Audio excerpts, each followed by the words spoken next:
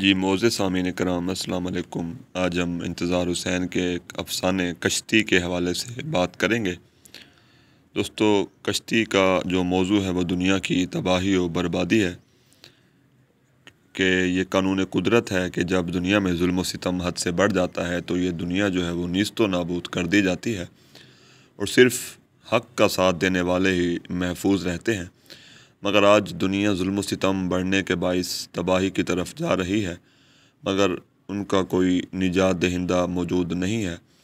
یہ ایک تمثیلی قصہ ہے جس میں انتظار حسین نے اس عظیم سیلاب کا ذکر کیا ہے جس کا تذکرہ دنیا کے ہر قدیم آسمانی کتاب میں ہمیں نظر آتا ہے۔ انتظار حسین نے اس قصے کو موجودہ زمانے کے ساتھ جوڑنے کی کوشش کی ہے اور اس قصے میں انتظار حسین نے حضرت نوح اور ان کے سیلاب اور کشتی والے واقعے کی طرف بھی اشارہ کیا ہے کہ جب حضرت نوح علیہ السلام کو خدا کے حکم سے بہت بڑی کشتی بنانے کا حکم دیا گیا اور ہر ذی روح کا ایک ایک جوڑا اپنے ساتھ رکھنے کا حکم دیا گیا، مگر ان کے گھر والے، اس کی بیوی اور ان کا جو بیٹا تھا، انہوں نے اس کی بات نہیں مانی۔ اس کے علاوہ انہوں نے یعنی انتظار حسین نے علامتی اور تمثیلی انداز میں حضرت نوح علیہ السلام کے واقعے کے علاوہ گگلامش اس افسانے کا ایک مرکزی کردار ہے۔ گگلامش کا ذکر کیا ہے کہ جب دنیا ظلم سے بھر گئی تو خداوند نے اتنا پشتم ایک اور جو ہے وہ کردار ہے جو کہ دیگر آسمانی کتابوں میں اس کا تذکرہ ہے۔ اتنا پشتم کو حکم دیا کہ اپنے گھر کو ڈھا دے اور کشتی جو ہے وہ بنا کر اس پہ سوار ہو جائے۔ انتظار حسین کا اس شاہکار افسانے میں ایک نئی تکنیک کا استعمال ہمیں نظر آتا ہے کہ جس کے تحت انہوں نے اسلامی قدیم اسامی ہندوستانی دیو مالائی روایات کو مربوط انداز میں یکجا اکٹھا کر کے پیش کیا ہے۔ انہوں نے اس حقیقت کی نشاندہی کی ہے کہ جب سے یہ دنیا موجود ہے، ہجرت انسانی زندگی اور ارتقاء کے لیے نہایت ضروری بھی ہے اور انسان ہمیشہ سے ہجرت کرتا آیا ہے۔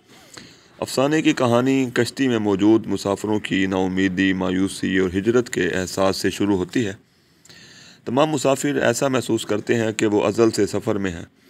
انہیں اندازہ ہی نہیں ہے کہ وہ کب سے سفر میں ہیں، گھر سے کب نکلے تھے اور بارش کب سے برس رہی ہے، وہ بے خبر ہیں۔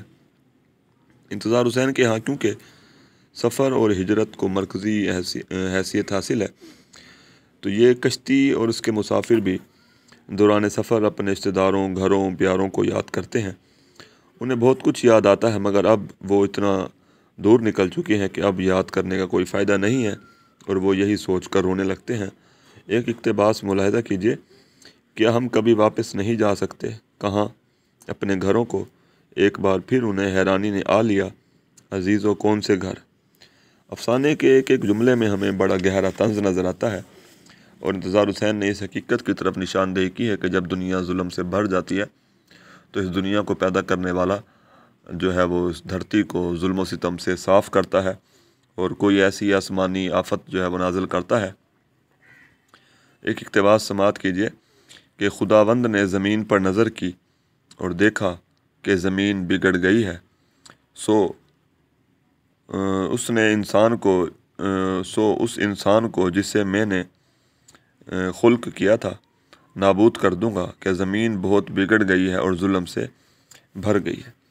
انتظار حسین نے دراصل اس افسانے میں یہ بات کہنے کی کوشش کی ہے کہ جب زمین پر ظلم بڑھ جائے تو نیک لوگوں کو ہجرت کرنی چاہیے ورنہ وہ بھی ہلاکت کا شکار ہوں گے۔ اس افسانے میں زیتون کی شاخ اور فاختہ کا تذکرہ ہے جس کا ذکر ہمیں انجیل جو آسمانی کتاب ہے اس میں بھی ملتا ہے اور یہ دونوں جو ہے امن و سلامتی کی علامات ہیں، مگر افسانے میں ایک بلی دکھائی گئی ہے جو کہ فاختہ اور زیتون کی پتی کو جو ہے وہ کھا جاتی ہے۔ یعنی انتظار حسین کے نزدیک اب یہ دنیا جو ہے وہ ظلم سے بھر چکی ہے، امن سلامتی کی یہاں کوئی جگہ نہیں ہے اور آج کا انسان تاریکی میں گھرا ہے، اس کا کوئی رہنما اور رہبر جو ہے وہ نہیں ہے۔